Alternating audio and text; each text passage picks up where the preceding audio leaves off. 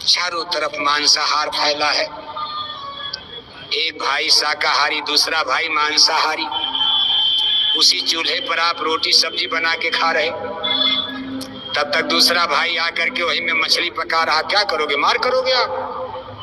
बहुत करोगे, चूल्हा चाकी अलग हो जाए। भाई मारा, बांट दो। बांट दिया, चूल्हा चाकी अलग, घर तो वही है। उसकी गंध, उसकी दुर्गंध आपके घर में फैल रही। केवल दीवार का ही तो फर्क है, इधर शाकाहारी और एक दीवार के बाद दूसरे भाई का घर मांसाहारी। बुढ़िया सास शाकाहारी और घर में बहू आ गई मांसाहारी। तमाम समस्याएं हैं, प्रॉब्लम है। रिश्तेदारों के यहाँ जाओ सब मांसाहारी, शादी ब्याह में न्योता निमंत्रण में जाओ सब मांसाहारी। जितने अंडारी भंडारी भोजन बनाने वाले बफर सिस्टम में आप खोजते हो भाई खाएं कि ना खाएं। ना खाओगे रिश्तेदार नाराज, मन भी कहेगा नहीं तो रसगुल्ला मान लो शाकाहारी। अभी तो सोचोगे नहीं, रसगुल्ला बनाने वाला शराब पी के बनाता भंडारी कारीगर, सबके लिए दाल भात बना रहा, अपने लिए मछली मांस पकाता बारात में।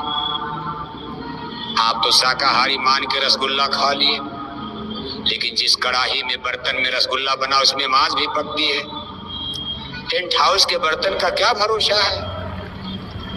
जिसमें दाल भात बनाया उसमें बकरे की मांस भी पका दिया। किसी मुसलमान के घर में बर्तन चला गया, ना जाने क्या पका देगा। टेंट हाउस हो तो व्यापार है, बिजनेस। अब आपको तो रसगुल्ला सफेद सफेद मिला, गप गप मार लिया। उस दिन कैसे भजन बनेगा सोचा कभी आप? लेकिन अब आप करोगे क्या? अगर समाज से कटते हो तभी जीना मुश्किल हो जाएगा। रिश्तेदारी जाना पड़ेगा, शादी ब्याह में जाना है, सबको अटेंड करना, सोशल लाइफ है। साधु सन्यासी हो नहीं कि जंगल चले जाओ, गिरुआ बस पहन करके साधु का चोंगा लगा कर दाढ़ी बाल चलो जंगल चल दिया जाए। सब लोग जंगल जाओगे, रोटी कौन देगा? आज के जमाने में कोई किसी को रोटी भीख देने वाला है नहीं, देगा कोई? थोड़े ही साधु है, लेकिन बेचारों को रोटी नहीं मिलती है। अयोध्या में, काशी में, मथुरा में दिन भर उनको यही चिंता है कि कहाँ रोटी मिलेगी शाम को, कैसे भोजन किया जाएगा। सरकारें भी पूरी मदद नहीं कर पाती हैं। अब मान लो सब लोग साधु ही बन जाओ, पूजा माला करने लगो, तो कलयुग में अन्न में प्राण है, रोटी कहाँ मिलेगी? इसलिए मजबूरियां हैं। इसलिए इस समय को किसी तरह पार करो, पार करो। समस्याएं हैं, मजबूरियां हैं, चिंता भजन की मत करो। इस कठिन समय को पार करने की निकलने, धीरे धीरे इस टाइम पीरियड को पार करो। समय चक्र राउंड सर्किल में घूमता रहता। जैसे दिन के बाद रात आता है, रात के बाद दिन आता।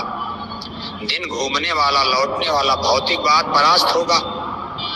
सबकी सीमा रेखा निश्चित है। जैसे सीधी रेखा पर चलते हो, चले जा रहे चले जा रहे चले जा रहे, रास्ते का अंत नहीं होगा।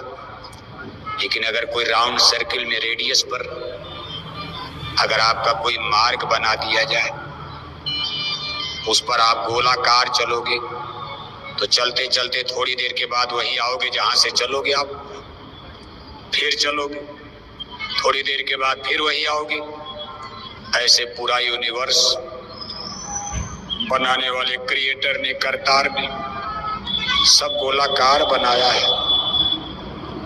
इसलिए इसको इन्फिनिटी यानी अनंत कहा जाता। आज उसी की खोज में सब लोग लगे। हमारे साइंस और विज्ञान के लोग, लंदन अमेरिका के वैज्ञानिक बड़ी बड़ी मशीनें बनाकर अरबों अरब रुपए खर्च करके इसी ब्रह्मांड की खोज में लगे हैं। बहुत कुछ खोज भी लिया, लेकिन अब वो लोग ये कहने लगे भाई ये तो बड़ा उल्टा असीमित नजर आ रहा। पहले ये सोचा गया था नीचे बड़ा होगा, ऊपर ऐसे सिकुड़ जाएगा, हम ब्रह्मांड के अंतिम चोटी पर पहुंच जाएंगे। लेकिन अब वैज्ञानिक कह रहे हैं भाई ये तो उल्टा है, ब्रह्मांड ऐसे होता जा रहा, नीचे कम, जैसे जैसे ऊपर जा रहे फैलता जा रहा। इसलिए वैज्ञानिकों ने भी यूनिवर्स को इन्फिनिटी अनंत बता दिया। और हमारे धर्म ग्रंथों में महापुरुषों ने पहले ही कह दिया कि हरि अनंत हरि कथा अनंता, गाँव है सुने भांति बौशंता। जिस चीज को आज साइंस विज्ञान अरबों अरब रुपए की मशीनें लगाकर खर्च करके नहीं प्राप्त कर पा रहे, उसको हमारे संतों महात्माओं ने साइंस ऑफ सोल, अध्यात्मवाद में कितनी ताकत और दम है। आज के 600 वर्ष पहले गोस्वामी जी महाराज ने रामायण में, उस समय दिल्ली में मुगल सम्राट अकबर का राज चल रहा था। न इंटरनेट था, न कंप्यूटर था, न मोबाइल था, न हेलीकॉप्टर था, न हवाई जहाज था, ट्रेन नहीं, बस नहीं, कार नहीं, मोटर नहीं, बिजली की खोज नहीं।